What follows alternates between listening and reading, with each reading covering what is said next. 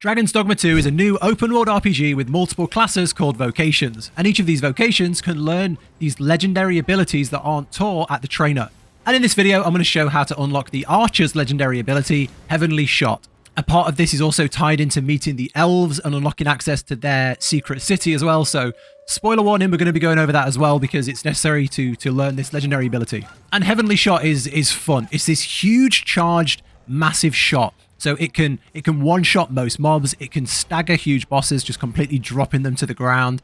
It can just wreak havoc. You basically charge the shot, draining your entire stamina bar, and then you just unleash this massive blast. It feels almost like hitting someone with a ballista rather than an arrow, and it's pretty fun. So let's talk about how to get it. So when you first arrive in Vernworth, this is the first big city you get to as part of the main story. You want to head to Roderick's smithy, and outside in the daytime you should see an elf archer named Glindweir, maybe saying that wrong, just hanging around, and he's looking at the bows, and if you go up to him you'll start his quest chain, Gift of the Bow, and you basically just have to give him a bow. I just gave him the starter bow that you get for unlocking the archer, but you can just buy a cheap one from the vendor and give it to him there. So once you give him the bow, you'll start some dialogue with him, and he'll tell you he has a trial of archery coming up, and to go meet him at this location in the north. So that's your next step. Okay, before you go there, you want to switch to the archer vocation. You have to do some archery when you get there. You have to shoot some targets with him. So you need to make sure you switch before you head there. Once there, just chat to him, do the archery thing, and progress his story. And he will then say thank you, and you can leave. Now, if you have a port crystal, drop it here because you'll be coming back very soon, and it's quite far away. So if you have one, drop it. If not, you'll have to just walk back later.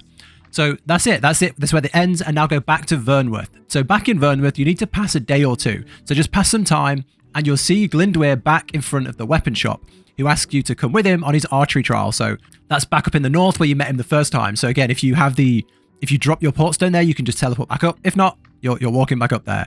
And I would advise before you go here to go to the stones and try and recruit a pawn with Woodland Wordsmith. This trait basically lets them translate Elvish for you. I went there without this because I did this all blind, and just sort of you turn up and everything's just in Elvish. The shops are in Elvish, the people are in Elvish. But like I say, I did it all without it, so it's doable, but I'd take one with you if you can.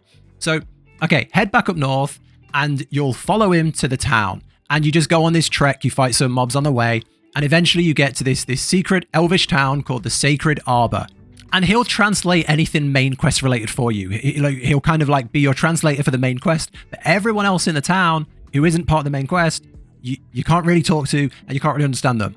Okay, so you'll learn that the trial of archery has been postponed because an ogre has taken the sister, and you've got to go and rescue them. So that's the next part. You just follow this big chain. You just follow them all out. It's you leave, you go down, you go into the cave, you go to the back of the cave, you fight the ogre, and then you carry the sister back out of the cave.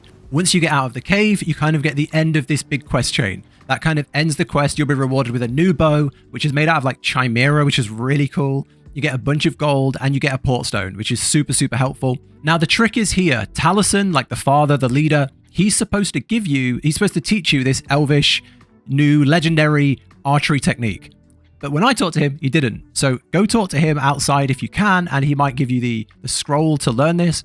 But for me, he didn't. So what you need to do then is go back to the town, go into the inn, and rest. Luckily, when you go to the inn, the first option has a price next to it. So you can just use that to sleep. It's all in Elvish, but you could just use the price to know that that's sleep.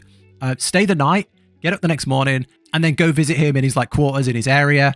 And then he should give it you. So that worked for me. I went back the next day, spoke to him, and he gave the scroll. But yeah, that's it. That's how you get it. I thought this is a really cool quest. As a big lover of like Lord of the Rings and the whole, Elvish or aesthetic, I think they did a good job with this. It was like kind of a mix between like a regal area and then more of like a wood elf vibe. I think it's a really good mix. Feels very unique, and it's a cool way to get the archery ability. If you have the Woodland Wordsmith thing, you can now go around town and get some additional side quests, talk to people, do more here. There's a smith and stuff here, I think. But if you don't have it, you're just kind of done for now, as your translator is now no longer following you.